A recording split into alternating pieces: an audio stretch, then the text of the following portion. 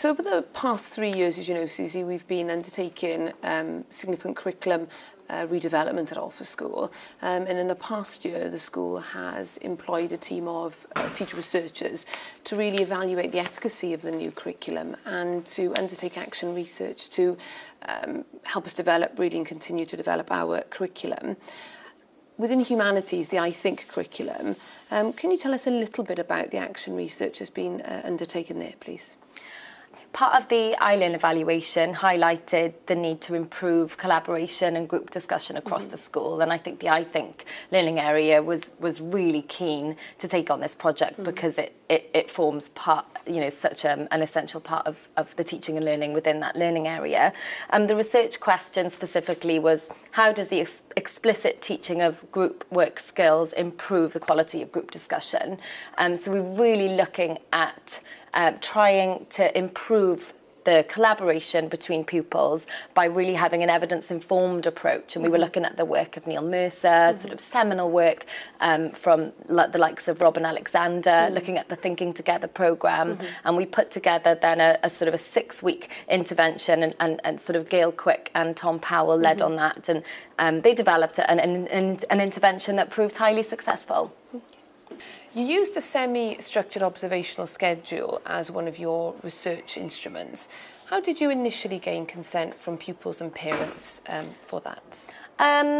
Well, first of all, we sort of followed the principles of active informed consent from the beginning. So pupils were informed of the intervention. In fact, in every case, a researcher actually spent a whole lesson with the intervention classes, introducing them to the project, to the intervention, really informing them about what the intervention was for and what we hope to achieve out of it. So there was a real sense of ensuring that the pupils felt in control and knowledgeable about what was going on. Additionally, we did give pupils time to read a letter during a lesson, again, fully explaining the intervention, and then we gained active informed consent by asking pupils to just sign if they did give their consent. So that's really how we ensured that the consent was there from the start. As far as a semi-structured observation schedule is concerned, where really it was just about communicating to the pupils that it wasn't beyond what they would experience in a classroom anyway. Teachers often spend time in classrooms making observations, taking notes on learning. So again, it was just part of everyday practice, and we just wanted to communicate that really, really clearly to the pupils, and really to make them feel, the most important thing was to make them feel at ease about the whole process. And something that actually helped make them feel at ease about the whole project was the researchers spending lots of time in the intervention classes. So actually they just in the end were very, very comfortable with the researchers being in the room, just as another teacher, really. In terms of communication of this approach to parents, how is that managed? Again, we really wanted to ensure that we were transparent from the beginning. We wanted to be as open with parents as we were with pupils. So we sent a letter home to parents prior to any intervention starting. We actually put a number and email on the letter as well, so that parents could get in touch with us if they wanted to, or if they had any concerns or questions. So I think parents appreciated that sort of communication being opened or initiated. So we just wanted to make it as transparent a process as possible for parents and for pupils.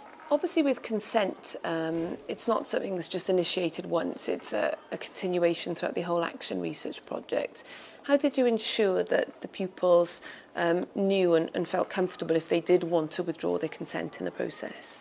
Well, I think the fact that Gail Quick and Tom Powell spent lots of time with the pupils in the classes during the intervention lessons was a very, positive factor. I think pupils felt at ease with having, those extra teachers in the room, which meant that if they did want to opt out verbally, they were more likely to come forward.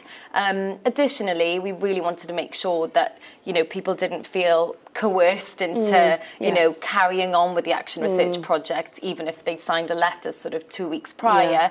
So really it was about reinforcing the message that pupils could opt out at any point before any data was collected, and certainly at the start of any intervention lesson, that message is reinforced clearly by either the class teacher or the teacher researcher in the room at the time.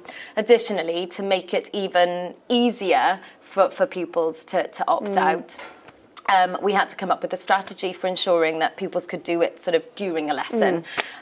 So what we said to pupils was that, you know, during questioning or during a lesson, if they didn't feel at that point comfortable to come forward and opt out, they could just place a post-it note on their book or on the table in front of them, and that would be a very clear indication to the teacher researcher then not to take data at that particular moment, or not to approach that pupil to probe or ask them questions regarding the intervention. So we hope that made it more meaningful for pupils, you know, and sent the message that opt-out really was possible at any point. Option, a genuine option,